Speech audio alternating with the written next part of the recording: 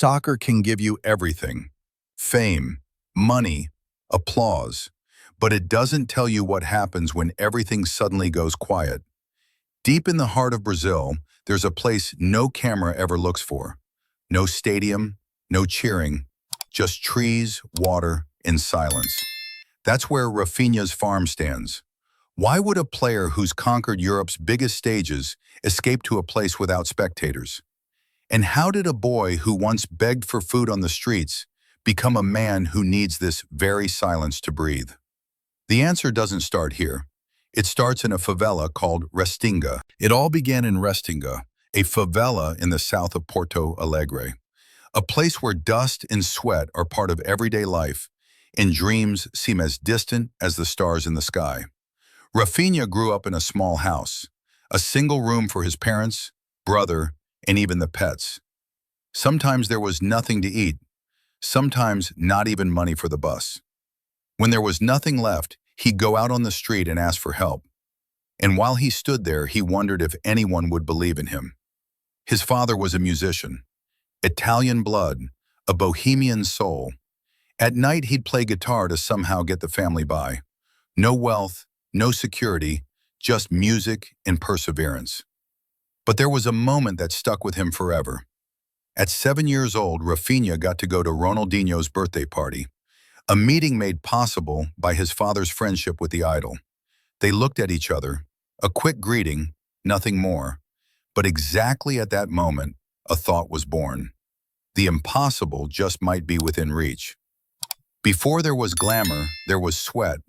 No fancy academies, no perfect fields. Raphinha played in the Barcelona tournaments, on dirt, amidst shouts, borrowed jerseys, and real danger. Every game was a battle, every goal a piece of hope. But the hardest part wasn't the broken fields or the heat. It was the rejections. Grêmio, Internacional. Nobody saw the raw diamond. Nobody believed in him. Why didn't he give up anyway? And who was the first one to finally open the door for him? After all the rejections, Raphinha had only one option left: keep going.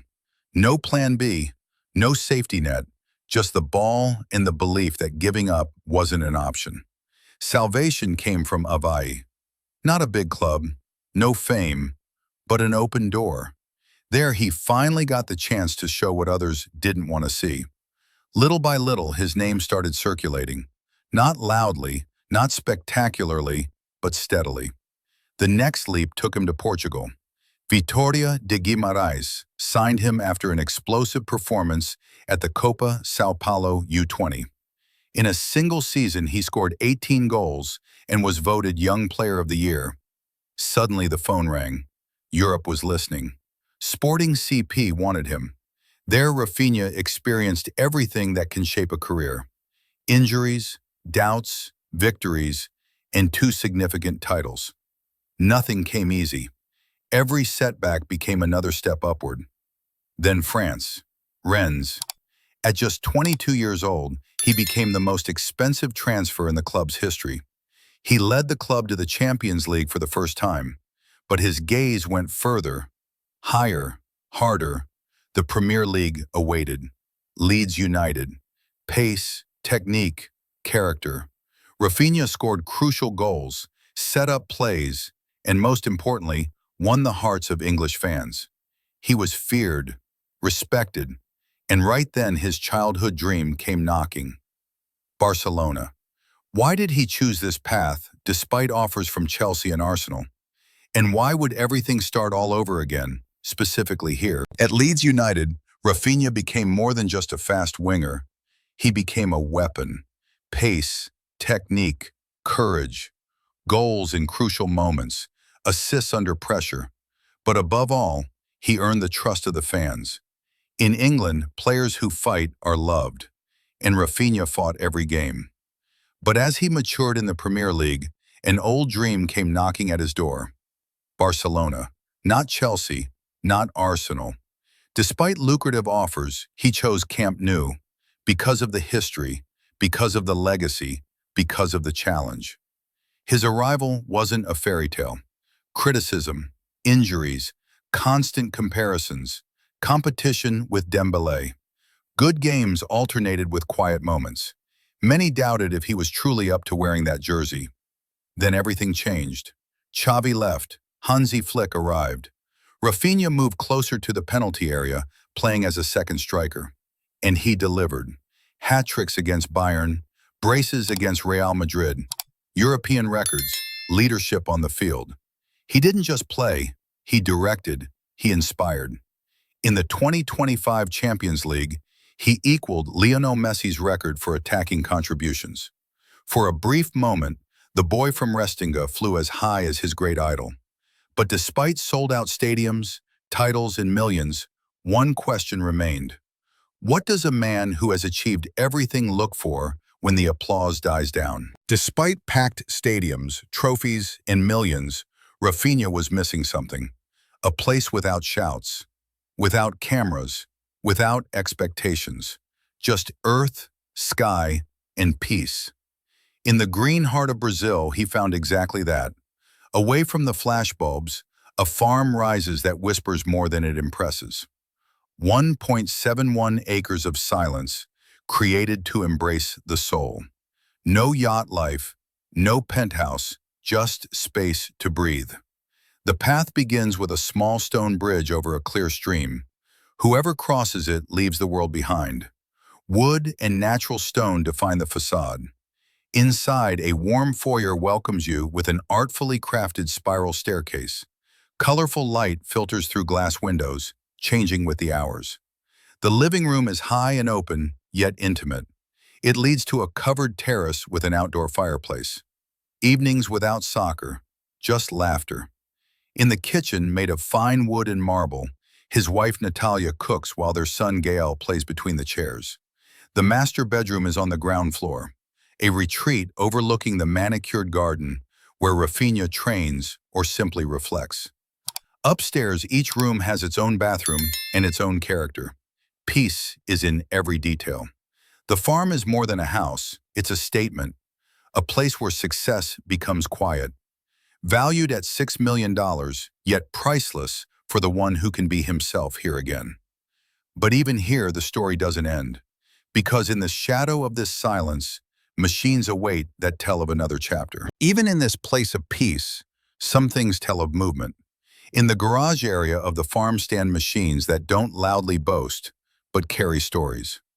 The beginning is called BMW X1, his first car in Europe, unassuming, reliable, just like Raphinha in his early years at Vitória de Guimarães. A car that doesn't stand out, but carries him. With it, he drove through Lisbon and Rennes, quietly, focused, on his way to the top. One memory remains. The evening he picked up Natalia for dinner after his first big league goal. A kiss in the passenger seat, saved forever. Then came the Ferrari California, fire red, 460 horsepower. Not a purchase out of vanity, but a gift to himself. After his first strong season at Leeds United, a symbol that sacrifices pay off. Open roof, Catalan coast, wind in his face. For Raphinha, this car is pure feeling. Every curve an echo of the old Barcelona tournaments, where everything was pure emotion. And finally, the Rolls-Royce. Not speed, silence. Power without noise. He uses it for special occasions, weddings, official appointments. But the most important thing is the silence inside. Raphinha says it's the only place he can think without distractions, about plays, about past goals, or simply about his breath. In this garage, every car has its place, its energy, its history. Because for Raphinha, driving isn't about arriving. It's a ritual, a way back to himself. But these journeys tell only one part of his story. What about the man who built all this from nothing? And what did he do with what he earned? When you talk about Raphinha, a question comes up sooner or later. How much has a man earned who came from nothing and conquered Europe? Today, his net worth is over $50 million. But for him, money was never the goal. It was a tool, a shield, security for his family, a way to give back. He doesn't chase wealth out of vanity. Every dollar earned represents a battle won, a hurdle overcome. Yes, he enjoys comfort, but when he looks at his accounts, he doesn't think about cars or luxury. He thinks about responsibility, about the future, about legacy.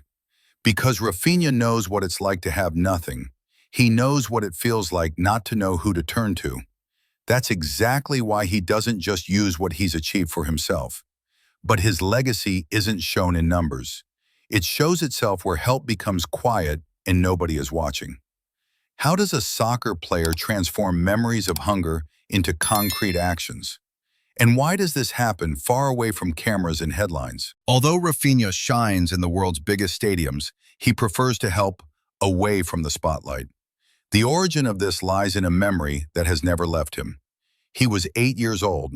It was raining in Restinga. There was no bread at home. His mother asked for patience. His father played guitar on the street corner, hoping for a few coins. That day, a neighbor brought a bag of rice. Not a word, just a smile. Years later, Raphinha understood what that moment meant.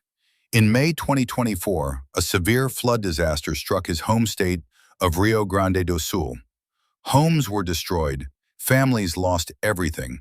While many just watched, Raphinha acted. He launched a public campaign, auctioned off FC Barcelona and Brazilian national team jerseys, donated his own funds, and coordinated help with his family. His message was clear. I've done my part and will continue to do so, but it's not enough alone. The response was overwhelming. Many families could start anew. But this solidarity didn't just start in 2024.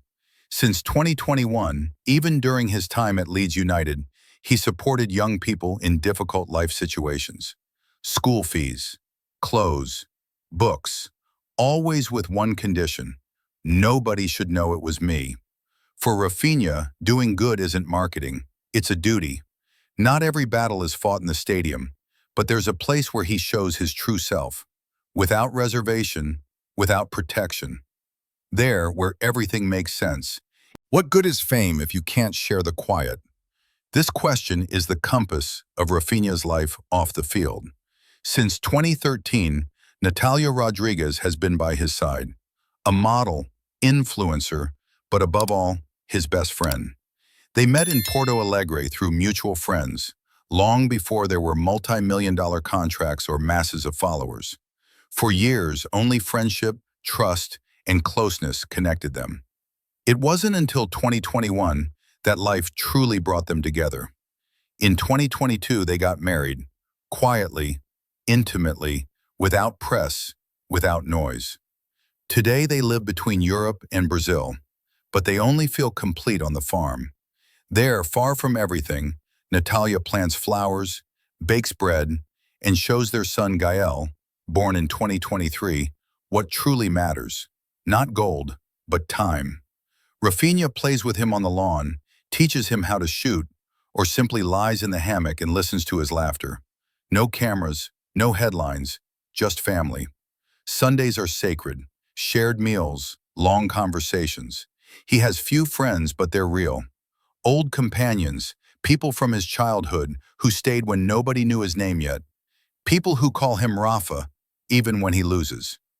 Raphinha says peace can't be bought. You have to build it stone by stone.